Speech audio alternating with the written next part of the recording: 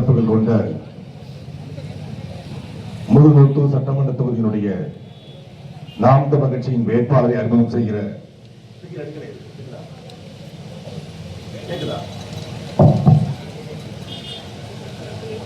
இந்த பொதுக்கூட்டத்தை ஒருங்கிணைத்து நடத்துகிற நாம் தமிழர் கட்சியின் உறவுகளுக்கும்,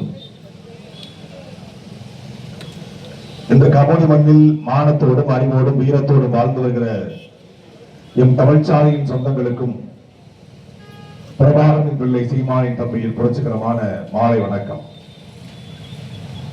ஒவ்வொரு 5 ஆண்டுகளுக்கும் நடைபெறுகிற தேர்தல் திருவிழா, நாமும் ஏதாவது ஒரு நல்லது நடக்கும், ஊழல் லஞ்சம் ஒழிக்கப்படும், நீர்நிலைகள் சரி செய்யப்படும், விவசாயம் செழிக்கும், வேலைவாய்ப்பு கிடைக்கும், கல்வி கிடைக்கும், மருத்துவம் கிடைக்கும், குடிக்க தண்ணீர் கிடைக்கும், அடிப்படை கட்டமைப்புகள் கிடைக்கும் என்று ஒவ்வொரு முறையும் வாக்கு செலுத்துகிறோம். ஆனால் ஆட்சி மாறுகிறது, முதலமைச்சர் மாறுகிறார்கள், அமைச்சர் பெருமக்கள் மாறுகிறார்கள். ஆனால் அதே ஆட்சி மாறினாலும் காட்சி மாறுவதில்லை என்பது போல மீண்டும் மீண்டும் பழைய முந்தையில் புதிய கல் என்பது போல மீண்டும் மீண்டும் அதே மாதிரியான ஒரு ஆட்சி. ஊழல் லஞ்சம் வாங்குகிற, கொள்ளையடிக்கிற, ஆட்சி மொழி களவாடுகிற, கனிமவளத்தை சுரண்டுகிற, ஏரி குளங்களை தூர்த்து வீடு கட்டுகிற, அரசு நிலங்களை புறம்போக்குகளை தன் பெயருக்கு மாற்றிக்கொள்கிற ஆட்சியாளர்களை மீண்டும் மீண்டும் வருகிறார்கள். ஏற்கனவே வாக்கு செலுத்தியவருக்கு வாக்கு செலுத்தாமல் புதியவரை தேர்ந்தெடுத்தாலும் அதே மாதிரியான ஆட்சிதான் இங்கே இருக்கிறது. இந்த தொகுதியில பெரும் மதிப்பிற்குரிய பிற்படுத்தப்பட்டோர் நலத்துறையின் அமைச்சர் அண்ணன் ராஜ கண்ணப்பன் போட்டியிடுகிறார். ஏற்கனவே இந்த தொகுதியில வென்றவர், அமைச்சராக இருந்தவர். எல்லா சமூகமும் வாழ்ந்து நிறைந்து வாழ்கிற இந்த தொகுதியில எல்லோருக்கும் பொதுவானவராக இருக்க வேண்டிய ஒரு அமைச்சர், எல்லோருக்குமாக இருக்க வேண்டிய ஒரு அமைச்சர், சாதி பார்க்காது, மதம் பார்க்காது, எந்த பாகுபாடும் பார்க்காது, வாக்கு செலுத்தி எல்லோருக்கும் உண்மையாக இருக்க வேண்டிய ஒரு அமைச்சர் எதற்காக போக்குவரத்து துறையிலிருந்து பிற்படுத்தப்பட்டோர் நலத்துறைக்கு மாற்றப்பட்டார்? எல்லா சாதியும் சேர்ந்தாலும் அவருக்கு ஓட்டு போட்டுச்சு. எதற்காக அவர் மாற்றப்பட்டார்? கொஞ்சம் மரபு தமிழர்களின் இயல்பு, அதை ஞாபகப்படுத்த வேண்டியது நம்முடைய கடமை. 29 மார்ச் 2022 அன்று ராமநாதபுரம் மாவட்டத்தை சார்ந்த முதுகுளத்தூர் ஊராட்சி ஒன்றிய ஆணையர் ராஜேந்திரன் ஒரு மதிப்பிற்குரிய ராஜ கண்ணப்பன் அவர்களை பார்ப்பதற்காக அவருடைய சிவகங்கை வீட்டுக்கு செல்கிறார். நேற்று முன்தினம் காலை 9 மணிக்கு சிவகங்கையில் உள்ள அமைச்சர் RS ராஜ கண்ணப்பன் இல்லத்திற்கு நானும் எனது நண்பருமான PDO அன்புக்கண்ணனும் சென்றோம்.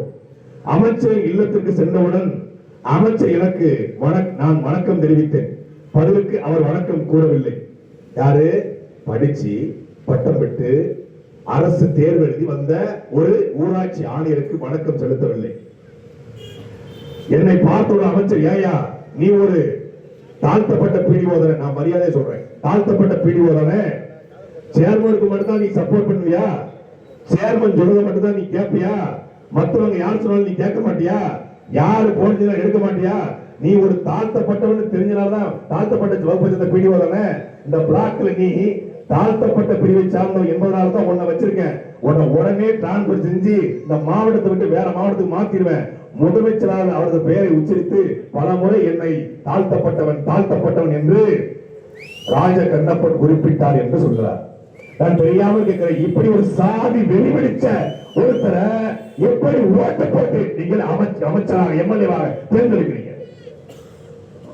அவர் சாதி வெளியோடு ஒரு ஊராட்சி ஆணையரை நான் தாழ்த்தப்பட்டவன் சொல்வது அந்த குறிப்பான சொல்லு, ஆனா அவர் சொன்னது சாதி சொல்லு.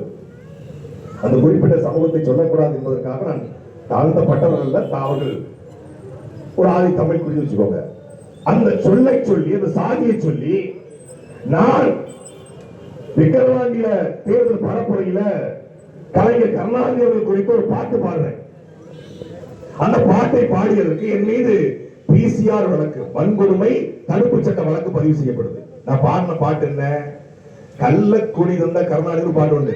கள்ளத்தனம் செய்யும் ராஜன் கருணாநிதி, பொன்னாக தமிழ்நாட்டை மண்ணோடு மண்ணாக்கி புதைத்திட்ட கருணாநிதி, அண்ணாவின் பெயருக்கு களங்கத்தை விளைவித்த கருணாகன் கருணாநிதி, தன்னான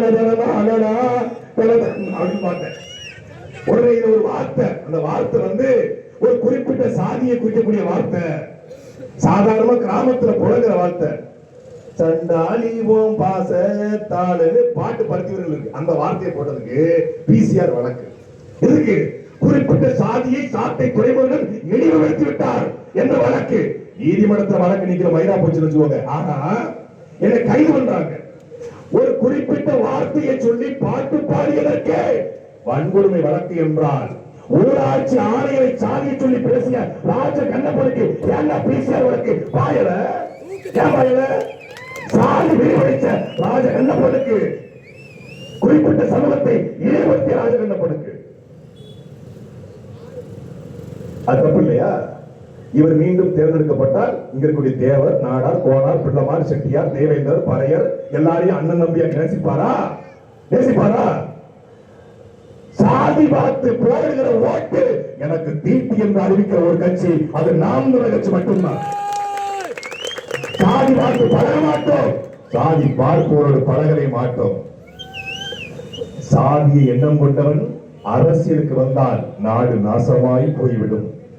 கெட்டவனை நல்லவனை சாதி பயன்படுத்தும், கெட்டவன் சாதியை பயன்படுத்திக் கொள்வான். சாதியை எண்ணம் கொண்டவன் சாமியை கூட கும்பிட தகுதியற்றவன். சொன்னது நான் அல்ல. இந்த மண்ணிலே 1952 1957 வெற்றி பெற்று இந்த மண்ணிற்கு வெள்ளைக்காரர் உனக்கு கைரேகை வைக்க வேண்டும், நீ குற்ற பரம்பரை என்று சொன்னது கைரேகை வைக்காதே, கட்ட விரல வெட்டி வீசா என்று முழங்கிய எங்கள் தாத்தா தெய்வ திருமணால் முத்தாமைக்கு தேவை சொல்ல வார்த்தை இது. 2 முறை முதுகுளத்தூர் சட்டமன்ற தொகுதியிலிருந்து சட்டமன்ற உறுப்பினராக சட்டசபையை அலங்கரித்த முத்துராமலிங்க தேவர் ஜெயித்த இந்த தொகுதியில, முத்துராமலிங்க தேவர் பசும்பொன் பெருமகனார் ஜெயித்த இந்த தொகுதியில பச்சோந்திகளும் களவாணி பையனும் ஜெயிக்க வச்சது யார்? சுத்த தங்கம் ஜெயிச்ச இந்த தொகுதியில பித்தளைகளையும் ஈயத்தையும் ஜெயிக்க வச்சது யார்? ஓட்டு போட்டது யார்?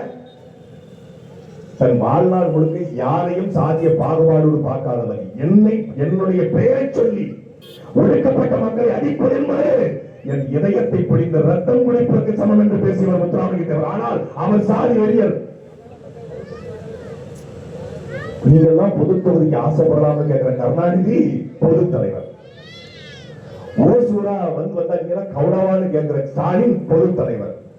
கருணாநிதி சில ஊருக்கு வெளியே எல்லா பக்கமும் இருக்கு, அண்ணாதுரை சில ஊருக்கு வெளியே எல்லா பக்கமும் இருக்கு, பெரியார் சில ஊருக்கு இருக்கு. ஆனால் இந்த மண்ணிற்காக உழைத்து, இந்த மக்களுக்காக உழைத்து, தமிழர் நிலப்பரப்பில் தன் சொத்துக்களை பிரித்து ஏழை எளிய மக்களுக்காக பங்கு வைத்து, மிகப்பெரிய சேதுபதியுடைய ஜமீன் குடும்பத்திலே, மிகப்பெரிய பணக்கார குடும்பத்திலே பிறந்து, வெள்ளு வண்டியில் வைத்து அம்பாசு கார்ல பயணித்து, பட்டு வேட்டி பட்டு சட்டை கட்டக்கூடிய குடும்பத்திலே பிறந்தாலும், தங்கம் ஓட்டுகிற குடும்பத்திலே பிறந்தாலும், வாழ்க்கை முழுக்க ஒரு பவன் தங்கம் கூட போடாத, பட்டு வேட்டி பட்டு சட்டைக்கு போடாத காவி வேட்டி கட்டிக்கொண்டு வாழ்ந்த அந்த பெருமகனுடைய சிலை ஜெயிலுக்குள்ள இருக்கு. சுதந்திரத்துக்காக பேசி வென்ற சுபாஷ் சந்திர போஸ் ஆர்வத்துக்கு பழைய திரட்டிய முத்துராமலிங்க தேவர் சிலை ஜெயிலுக்குள்ள கம்பி கட்டி வச்சிருக்கிறார். இதுதான் இந்த இனத்துக்கான, இந்த நாட்டுக்கான அவமானம். அவமானம். பெரியார் சிலை வெட்ட வெளிச்சமா இருக்கு. இதை யாரு பேசுவா? காதரவாசா முத்துராமலிங்கம் பேசுவாரா? அவர் கமிஷன் வாங்கி படுத்துக்குவாரு, காசு கொடுத்தா போதும். அவர் பேசுவாரா? ராஜ கண்ணப்பன் பேசுவாரா? இல்ல மலேசியா பாண்டியன் பேசுவாரா? யார் பேசுவா? ஓட்டு போயிடும். எங்களுக்கு சாதி பார்த்து ஓட்டு போடாத. எங்கள் அக்கா இந்த சாதி என்பதற்காக நிறுத்தல. எவளை இந்த மண்ணின் மகள் படித்தவர், பல மருத்துவர்களை உருவாக்கக்கூடிய மருத்துவ பேராசிரியர் என்பதனால சீரேட்டு போயிருக்கிற இந்த முதுகுலத்துறை சீர்படுத்த எங்களுடைய அக்கா அவர்களை வேட்பாளராக நான் களமணிக்கிறோம். உலகத்திலேயே ஒரு மிகப்பெரிய சூரிய ஒளி பூங்கா, சோலார் பார்க் 560 மெகாவாட் மின்சாரத்தை உற்பத்தி செய்து இந்தியாவுக்கு கொடுக்கக்கூடிய அதானி உடைய சோலார் பவர் பிளான்ட் இருக்கு. அந்த சோலார் பவர் பிளான்ட்ல கான்ட்ராக்ட் இருக்கிற அத்தனை யாரு? திமுக காரன். வேலை பார்க்கிற அத்தனை பேரும் வடநாட்டுக்காரன். ஆனா தமிழருக்கு வேலை இருக்கா? இருக்கு. என்ன வேலை? புல் கொடுக்கிற வேலை, செக்யூரிட்டி வேலை. ஏன்னா இவன் தான் ரொம்ப நல்லா காவல் கேட்பான். 100 ரூபாய் கொடுத்தா 1000 ரூபாய் வேலை பார்ப்பான். செக்யூரிட்டி வேலை. இடம் நம்ம இடம், தண்ணி நம்ம தண்ணி, மண்ணு நம்ம மண்ணு, குறைஞ்ச விலைக்கு அடிமா ரேட்டுக்கு விலைய பூரா இடத்தை பூரா வாங்கி கொடுத்து செக்யூரிட்டி வேலை பார்த்துட்டு இருக்காங்க. இந்திய ராணுவத்தில் சுபாஷ் சந்திர போஸ் ராணுவத்தில் படகட்டி இருந்தவன் இன்னைக்கு அதானி பிளான்ட்டுக்கு காவல் காத்துக்கிட்டு தண்ணி ஊத்திட்டு இருக்காங்க, கழுவி விட்டு இருக்காங்க போட்டு. இதுதான் அவ்வளவுதான். எல்லா உரிமை மிச்சம் வச்சிருக்காங்க. ஏன் இந்த பகுதியில இந்த பாருங்க எல்லா ஊருக்கும் கூடது போறோம். எங்கேயுமே 10 நிமிஷத்துல வேர்த்ததே கிடையாது. இந்த ஊர்ல 10 நிமிஷத்துல வேர்த்து கொடுத்து ஏன் கந்தக பூமியா மாத்திட்டான். உண்மையிலேயே அதிக பனைமரங்கள் இருந்த பகுதி இந்த கமுதி பகுதி. அதிக பனைமரம் இருந்த பகுதி. தமிழ்நாட்டிற்குரிய பனைமரங்கள்லயே சுவையான பதநீர், சுவையான கல்லு, சுவையான கருப்பட்டி, சுவையான கற்கண்டு வரக்கூடியது இந்த ராமநாதபுரம் முருகத்தூர் கமுதி பகுதி. அந்த பனைமரங்கள் என்னாச்சு? செங்கச்சூளைகளுக்கு 80 ரூபாய்க்கு 100 ரூபாய்க்கு வெட்டி வித்துட்டான். ஏன்? கல்லுக்கு தடை. கல்லு என்ன? கல்லுக்கு ஏன் தடை? கல்லு போதை பொருள், கல்லு போதை. அப்போ இந்த டாஸ்மாக்ல இந்த கமுதியில மட்டும் என்ன எவ்வளவு பெரிய புண்ணிய பூமியில 6 டாஸ்மாக் வச்சு அயோக்கிய நாயா 6 டாஸ்மாக். என்ன பெருமாள் கோயில் தீர்த்தத்தை வைக்கிறீங்களா? இல்ல மீனாட்சி சுந்தரேஸ்வரர் கோயில் தீர்த்தத்தை வைக்கிறீங்களா? என்ன வைக்கிறீங்க? 6 டாஸ்மாக் இலைக்கு பாரு இந்த கமுதிக்குள்ள. ஏன்? குடிச்சு சாகட்டும். ரொம்ப உணர்ச்சி வசப்பட்ட கூட்டம், ரொம்ப வீரமான கூட்டம். என்ன பண்றது? மட்டுப்படுத்தணும். வீரனை கொடுத்தது பெரிய மீசியா வச்சுக்கிட்டு சண்டைக்கு வருவாங்க. என்ன பண்றது? ஒரு வீரனை கொடுத்து அமைக்கி விட்டுரு. பூரா கோட்டை குடிச்சு எவனுக்கும் வீரன் செத்து போச்சு. வீரனுங்க நாடி நரம்பே செத்து போச்சு. போடுது. என்னப்பா நீ எங்க ஊர்ல வந்து அதானி பிளான்ட் போட்டுக்க என்ன பேசுறிய? இந்த ஒரு புல்லு அப்படி பேசி பழைய என்னப்பா நீ ராஜவண்ணப்பா, என்னப்பா நீ நிபாட்ல வந்து ஆட்சிக்கு வந்தா ஏறி கொடுத்த தூர் வாருவா, மழையை தருவோம், தண்ணியை தருவோம், ஒண்ணுமே செய்யல அப்படின்னு கேட்கக்கூடாது. இந்த கடையை தொலைஞ்சுக்க குடி காலையில போறது. இப்ப போய் கேட்கற நாக்க போடுற மாதிரி கேட்கற மாதிரி போயிட்டு கோட்டை போட்ட உடனே என்னதான் இருந்தாலும் கருணாநிதி குடும்பம் மாதிரி வருமானவன் மங்கிருது. புல் போர்ஸ்ல போறான். புல் போர்ஸ்ல போயிட்டு கோட்டை அடிச்சு சோழி முடிச்சு மங்கெல்லாம் தெரியும் எல்லாமே. அவரை மாதிரி ஒரு ஆள் உண்டாண்டுவான். முடிச்சுட்டா கதைய. அப்போது கேட்பதற்கு ஒரு அடிப்படை தேவை என்ன? இந்த நிலத்துல என்ன விளையுமோ அதை வைத்துக் கொண்டு அந்த மக்களுக்கான வேலை வாய்ப்பை உறுதி செய்வது. இங்க ஏன் அதானி பிளான்ட் இருக்கு? ஏன் பனைமரங்களுக்கான தொழில் இல்லை அப்படின்னா, இங்க பனைமரம் செழித்து வளர்ந்தால், ஏரி குளங்கள் தூர்வாரப்பட்டால் அந்த ஏரியை சுத்தி பனைமரம் நடுவோம், ஏரி சுத்தி மரத்தை நடுவோம். செழிச்சிருக்கும். மரம் நிறைய நடும்போது பனைமரம் விழும்போது மழை பொழியும். மழை பெஞ்சா என்ன ஆகும்? தண்ணி நிரம்பும், விவசாயம் செழிக்கும். மழை தொடர்ச்சியா பெஞ்சா இங்க பிளான் இருக்காது. இது திட்டமிட்டு 1 வருஷம் 2 வருஷம் இல்ல, பல வருஷமா திட்டமிட்டீங்க. அவ்வாறு இந்தியா முழுக்கையும் தேர்ந்தெடுத்து காட்டு பகுதி 24 மணி நேரமும் வெயில் அடிக்கணும்டா, இரவுல கூட வெயில் வரணும் பார்த்து இங்க கொண்டு வச்சிருக்காங்க. இது ஒரு கந்தக பூமியாக, வாழக்கூட பூமி, வாழ முடியாத பூமியாக மாறிக்கொண்டிருக்கிறது என்று அர்த்தம். இப்ப நான் என்ன சொல்றோம்? மாற்று பொருளாதாரம், நிலமும் வளமும் சார்ந்த தொழிற்சாலை. இங்க இருப்பது என்ன? பனை. இங்க இருப்பது என்ன? பருத்தி. இங்க இருப்பது என்ன? தக்காளி. இங்க விளைவது என்ன? மிளகாய், வெங்காயம். அங்க என்ன விளையுமோ அதை உற்பத்தி செய்யக்கூடிய மாற்று விவசாயத்தை உருவாக்கி அதற்கு முதலே என்ன பண்ணணும்? ஏரிகளை தூர்வாரணும், குளத்தை தூர்வாரணும், கம்மாவை தூர்வாரணும், குட்டையை தூர்வாரணும். தமிழோடைய நீர் மேலாண்மை அடிப்படையில ஆறு, ஏரி, தாங்கல், ஏந்தல், கம்மாய், கரணை, ஊரணி, குளம், குட்டை என்று நீர் மேலாண்மை இருந்தது. இன்னைக்கு எந்த படத்திலும் தண்ணி இல்லை. இந்த வர்ற வழியில ஒரு முத்தாதிபுரம் ஒரு ஊரு, அபிராமத்துக்கு முன்னாடி தீக்குடிலாம் இறங்கணும். ஒரு பெரிய கம்மா, நல்ல தண்ணி கிடக்கும் கம்மால. கொஞ்சம் காத்து வர மேல போனா வடிவேல் கதவை திறப்பாருல, என்ன மொட்டையா இருக்கு, அது மொட்டையா இருக்கு, ஒண்ணுமே இல்லை. அங்கிருந்து பார்த்தா அங்க இருக்குது குளத்துல தண்ணி கிடக்கும், காத்து வாங்க போறான்னு பார்த்தா காத்து கிடையாது. முடிச்சுட்டாங்க, கதையை முடிச்சுட்டான். தண்ணி இல்ல, தண்ணியை விலை கொடுத்து வாங்க வேண்டிய தேவை இருக்கு. நான்